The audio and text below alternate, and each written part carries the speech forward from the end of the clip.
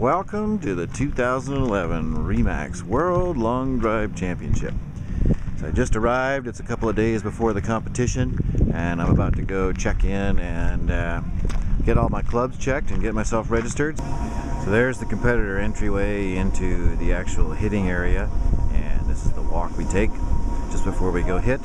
And there's the grid. RE/MAX, of course, been the title sponsor for years and years out here, and Dick's also stepping up big to be a big sponsor of the greatest show in golf. There's the big RE/MAX balloon. That'll be my target. I like to aim right at the X on the right hand side and drive it right up the middle with a little bit of a draw. So we're about to enter the mysterious realm of the CT testing station. So this is a CT test.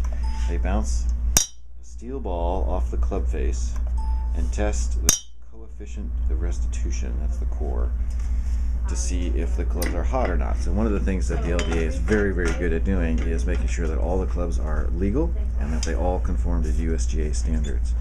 So in addition to that, we also do drug testing. I don't want anybody putting any false ideas about what people can and can't do here.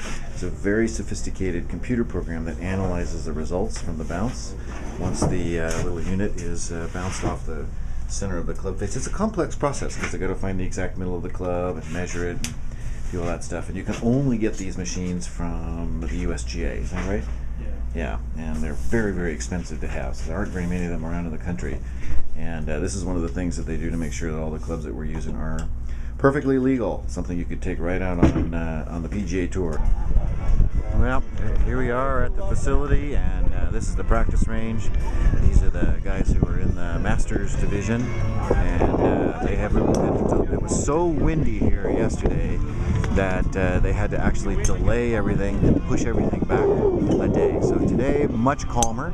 You can kind of see from the flags up on the hills. It's still breezy, and the wind is right into the competitor's face, but nowhere near the 30 to 40 mile an hour winds that they had yesterday. So here's everybody kind of getting ready. It's towards the end of the day, so they're getting down to the last few competitors in the Masters division, and I'll be up here taking my swats at it in just a couple of days. Hey, it's Eric. It's competition day, and I'm walking onto the grid. Pretty exciting. I don't mind saying I was a little bit nervous last night and didn't sleep as well as I'd like to. But I just got to remember that I love the competition, and those little butterflies I feel are part of it. That's actually the thrill of being here. So get myself with my strategy, make sure I drink lots of water, and have fun. Pat Dempsey, who just crowned himself champion for the second time last night. Weird. Here's Lance Reeder, who's the founder of Crank Golf. You can see he's very well accoutered today. It's my hitting stall, my fellow competitors. Usually what they do is they tee us right next to, we warm up right next to the guys that we're going to be on the tee with. So there's my bouquet of drivers. And start warming up. There's the seating in the brackets. That's where we'll be on the tee. Round 1, Group 1. And I'm going to be in Round 1, Group 2, position number 4 on the tee. And here's the results from the first round. 349, hit 5 out of 6 in the grid. 349, 346. Here's the first group. Bobby Wilson advanced. And there's me. So 349, looking good so far. I just have to beat 3 guys to move into Round 2. And then there'll be 8 guys in Round 2. And they'll take the top 4 guys and move them to Round 5. So we go win-win. So feeling pretty good. Hit the ball great. First one went OB, I'd have to say, a little bit nervous. And the next 5 pretty much right down the middle. So great set, great first set, and just enjoying the battle. All right, my second set is over. I hit, again, 5 out of 6 in the grid. First one out of bounds again. I just got to get over those first swing nerves. But did really well. Hit 353. That's leading my group so far. So a pretty good chance to get through Round 2 and then skate right into Round 5, which is fantastic. That was my original goal when we got going. The view you're looking at here is the screen that we see when we're on the tee, and they post each ball as you hit, so you can kind of get a chance for a feel for how your competitors are doing and how you stack up with all your competitors.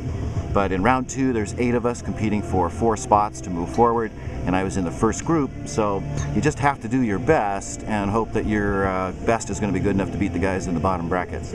So I only have to beat 3 guys in the bottom bracket and advance into round 5, which is my original goal. So my timing on the tee is fantastic. After I get that first swing out of the way, I think I need to hit my second ball first on the next one.